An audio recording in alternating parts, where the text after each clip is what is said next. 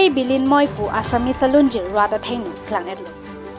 Nijang Karbiang longke parlo lakhai si Duramla constituency lo bothalang so Eden bari nat tharong amikar liut nat kwa bangphu aning ke hang par pega jok alangli amina mat lunjir chotok pen bonda pon Tumatei Bilin Moi pu Tumatei Bilin Moi pu alunjir ka bonda pon kicheng silang posi liut nat pen chetham pon labang solon jir YouTube along upload that pen arangli jir pi atum do an kar julong pen ding ing sampik pik anlu posi liut nat along birda kimi palilo lapen non ove kimi atuma phan ikiwan pithega pot alangli phanda chorore uni non ove kimi ang bong pen alangli ta inut lunse po man potang liut nat alangli recording dam lake studio ozone plus sivasagar guwahati lyrics and tune liut nat tobla raja barua lapen flute anjan barua lapen ki music lakhiajit barua labang solon jir thang achiklo ni phai ingoresir cap arnisi release pon Tumatei Bilin Moi pu alunjir arjume sen lapen arjume peka lasika dokave jirpi atum do ana phanta alangli hin pen kachoningri padupo alangli amena amata YouTube channel tu liut nat musical pusi amen chibi pon Wothalang sopen sukur singhan se hamre na berda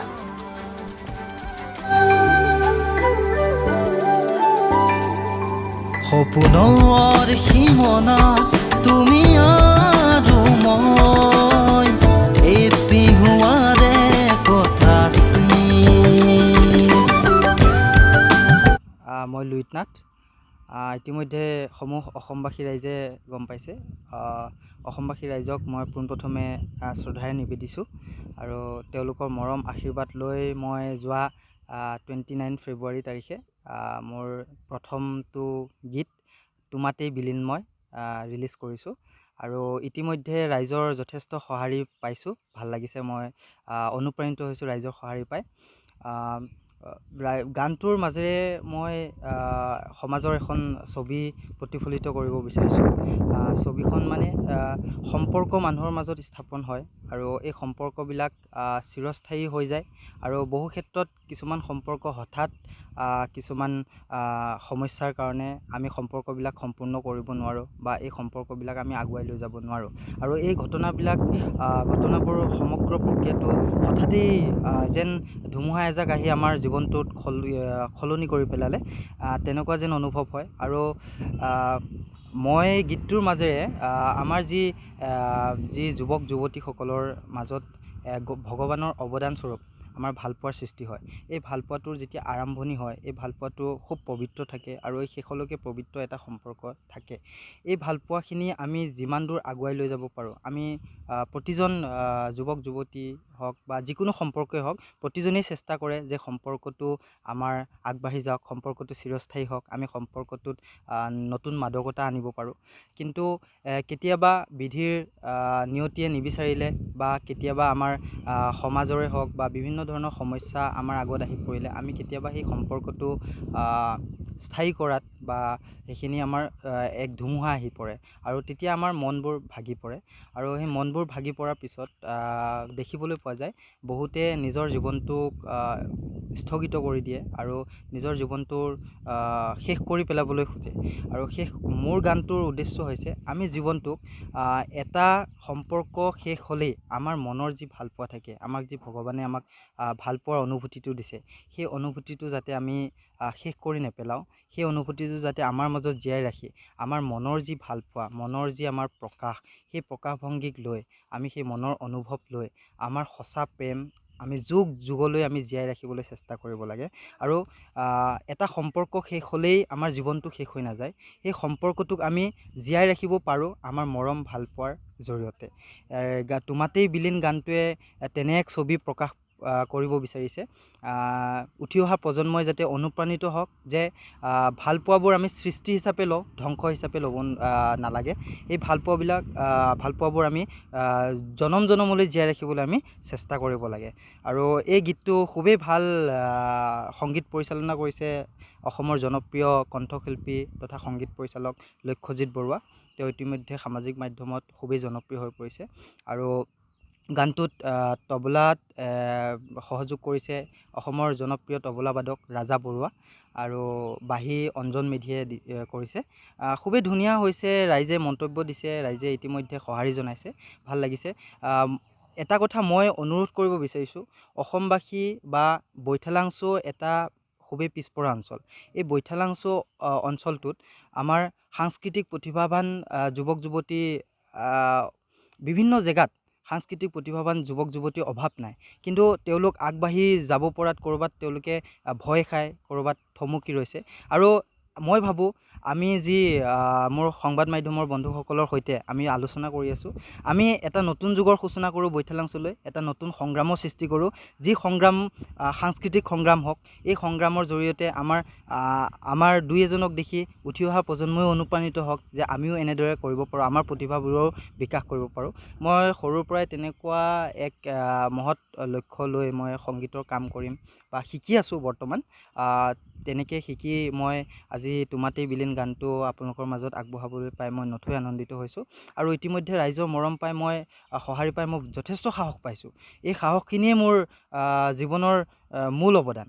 এই সাহসখিনিয়ে মই ৰাইজৰ পৰা আশা কৰোঁ আৰু আগলৈও আশা কৰিম ৰাইজে এনেদৰে মৰম চেনেহ আশীৰ্বাদ দি মোৰ গানটোক তুমাতেই বিলীন গানটো সমূহ অসমবাসী ৰাইজৰ মাজলৈ লৈ যোৱাত যেন মোক আশীৰ্বাদ কৰে, মোক মৰম কৰে আৰু বৈঠালাংছো অঞ্চলটিৰ পৰা এনেকুৱা এটা কাম কৰিবলৈ পাই মই নিজকে বৈঠালাংছোবাসীৰ এজন সাধাৰণ যুৱক হিচাপে নথৈ আনন্দিত হৈছোঁ। আৰু বৈঠালাংছোবাসী ৰাইজেও মোক সঁহাৰি জনাইছে, যথেষ্ট সঁহাৰি জনাইছে।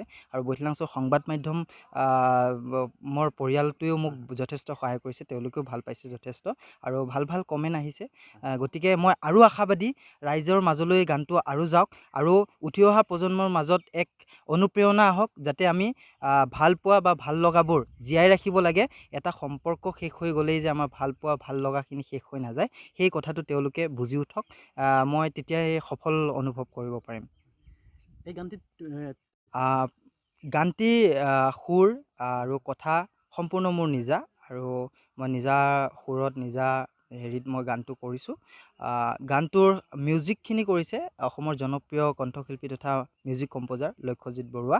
আৰু গানটো মই বিভিন্ন ধৰণৰ সামাজিক যি সমস্যা মই আজি দেখি আহিছোঁ, মই গুৱাহাটীত থকাখিনি সময়তো মই বিভিন্ন ধৰণৰ সমস্যা দেখি আহিছোঁ। বিশেষকৈ উঠি অহা প্ৰজন্মটোক আমি প্ৰতিনিধিত্ব কৰি আছোঁ।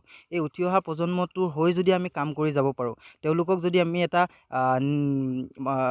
ধনাত্মক আমি বাৰ্তা দিব পাৰোঁ, তেতিয়া আমাৰ বিভিন্ন ধৰণৰ নতুনকৈ যিবোৰে উঠি আহি আমাৰ এই সংগীত জগতত বা তেওঁলোকৰ জীৱনটোতে নানান প্ৰভাৱ পৰি আছে, সেই প্ৰভাৱখিনি তেওঁলোকে ধনাত্মক দিশত লৈ গৈ তেওঁলোকৰ জীৱনটো আমি যেতিয়া এটা সম্পৰ্ক শেষ হৈ যায়, সেই সম্পৰ্কটোৱে যে আমাৰ জীৱনটো শেষ নকৰে, সেইটো তেওঁলোকে যদি অনুভৱ কৰিব পাৰে গানটোৰ মাজেৰে, আৰু সেইখিনি তেওঁলোকে জীয়াই ৰাখিবলৈ চেষ্টা কৰি তেওঁলোকে সমাজৰ আগত এইটো প্ৰমাণ কৰিব বিচাৰে যে তেওঁলোকৰ যি পূৰ্বৰ যি এটা সম্পৰ্ক আছিলে, সেই সম্পৰ্কটো এক মধুৰ আছিলে, এই ভাল লগা ভাল পোৱা সেই সম্পৰ্কটো খুব সুখদায়ক আছিলে, আৰু সেই সম্পৰ্কটো তেওঁ নিজৰ মাজত ৰাখি নিজৰ মনত ৰাখি জীয়াই ৰাখিবলৈ চেষ্টা কৰে। তেতিয়াই তেওঁৰ জীৱনটো ধন্য হৈ পৰিব বুলি মই ভাবোঁ। কৰাৰ পাছত মানে তোমাৰ আপলোড কৰা মানে মোৰ এইটো প্ৰথম গান, আৰু মোৰ নিজৰ ইউটিউব চেনেলত মই আপলোড কৰিলোঁ। আপোনালোকে লুইটনাথ মিউজিকেল ইউটিউব চেনেলটোত এই গানটো আমি ইতিমধ্যে উপলব্ধ আছে। আপোনালোকে তাত গৈ মোক ছাবস্ক্ৰাইব কৰি, শ্বেয়াৰ কৰি, লাইক কৰি, কমেণ্ট কৰি মোক সহযোগ কৰিব বুলি মই আশা ৰাখিছোঁ। এই গানটোৰ খুবেই সঁহাৰি পাইছোঁ মই। 4 দিন হৈছে ৰিলিজ দিয়া। এই 4 দিনত আজি পুৱা 10K প্লাছ হৈ গ'ল ভিউ, আৰু এইখিনি মোৰ ৰাইজৰ মৰম আৰু আশীৰ্বাদৰ অবিহনে কোনো কাৰণতে সম্ভৱ নাছিলে। কিন্তু ৰাইজে ইমান সুন্দৰভাৱে গানটো আঁকোৱালি লৈছে, আৰু খুব মন্তব্যসমূহ খুব ধনাত্মক আহিছে, আৰু মই আশাবাদী যে মই আৰু উপদেশ পালে, ৰাইজৰ মৰম পালে, আশীৰ্বাদ পালে মই আগন্তুক সময়ত আৰু নতুন নতুন ভাল কাম ৰাইজলৈ আগবঢ়াবলৈ মই সাহস কৰিব পাৰোঁ। আগলৈ আকৌ কৰি থাকিবনে? আছে, পৰিকল্পনা যথেষ্ট আছে মোৰ। আমাৰ বৈঠালাংছো আমাৰ যিহেতু কাৰ্বি আংলং ডিষ্ট্ৰিক্ট, এই কাৰ্বি আংলং ডিষ্ট্ৰিক্টৰ আমাৰ কাৰ্বি ট্ৰেডিশ্যনেল ফকটোক আমি কেনেকৈ অসমৰ গীতসমূহৰ জৰিয়তে আমি লৈ যাব পাৰোঁ, উপস্থাপন কৰিব পাৰোঁ। যিহেতু আমাৰ কাৰ্বি ফকটো খুবেই জনপ্ৰিয়। সেই কাৰ্বি ফক, আমাৰ কাৰ্বি যিখিনি ফক লেংগুৱেজ আছে, সেই লেংগুৱেজখিনিক যদি আমি গানৰ মাধ্যমেৰে প্ৰকাশ কৰিব পাৰোঁ, তেতিয়া আমাৰ কাৰ্বি আংলংখনত এক নতুন মাদকতা পাব।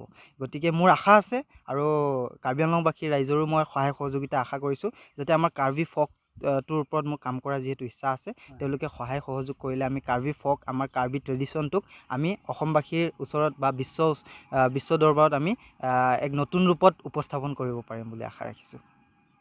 আমাৰ যি সংবাদ মাধ্যমৰ মোৰ সহযোগীসকল আছে, যে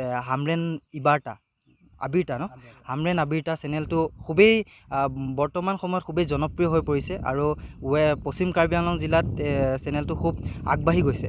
গতিকে চেনেলটোক আগলৈও খুব মৰম দি, ৰাইজে আশীৰ্বাদ দি এই চেনেলটোক যাতে এনেদৰেই কাম কৰি সমাজৰ ভাল ভাল কামবোৰ কৰি যাবলৈ সাহস দিয়ে, তাৰ বাবে মই অনুৰোধ জনাইছোঁ সকলোকে। প্ৰথমে লুইতনাথলৈ মোৰ তৰফৰ পৰা শুভেচ্ছা যাচিলোঁ। তেওঁ যি ধুনীয়া এটা গীত আমাৰ কাৰণে উলিয়াই দিছে, বহুত অসমবাসী ৰাইজে তথা বৈঠালাংছুবাসী ৰাইজে অৰিহণা যোগাইছে গানটোত। আৰু আমি দেখিছোঁ 4 দিনত প্ৰায় 10K ভিউজ হোৱা এজন গায়কলৈ অনুপ্ৰেৰণাযোগ্য। আৰু ভাল লাগিছে, তেওঁ ধুনীয়াকৈ এটা গীত আমালৈ উপহাৰ হিচাপে দিছে, আৰু আগন্তুক তেওঁ নতুন নতুন গান আমালৈ দি থাকিব বুলি আমি আশা ৰাখিছোঁ। তো মোৰ মানে বন্ধুৱে হয়, তেওঁ ইমানখিনি যে কৰিছে মই ভাল পাইছোঁ। অসমবাসী মই এটাই অনুৰোধ কৰিছোঁ যে তেওঁক আৰু আগুৱাই লৈ যাওক। মোৰ মানে ইমানেই ভাল লাগিছে যে মই নিজেও ক'ব পৰা নাই যে ইমান দিনৰ এই 4 দিনত আপোনাৰ মই ক'বলৈ গ'লে 4 দিনত 10K ভিউজ প্লাছ হৈ গৈছে। মানে মই নিজেও চাই আচৰিত হৈছোঁ। তেওঁকো মই কৈছোঁ যে 10K ভিউজ প্লাছ পাৰ হৈ গৈছে, কিন্তু আৰু আগুৱাই লৈ যাওক। অসমবাসীক মই এটাই অনুৰোধ কৰিছোঁ, আৰু সিও যাতে অলপ ভালে কুশলে থাকক, ভগৱানক ইমানেই প্ৰাৰ্থনা কৰিছোঁ।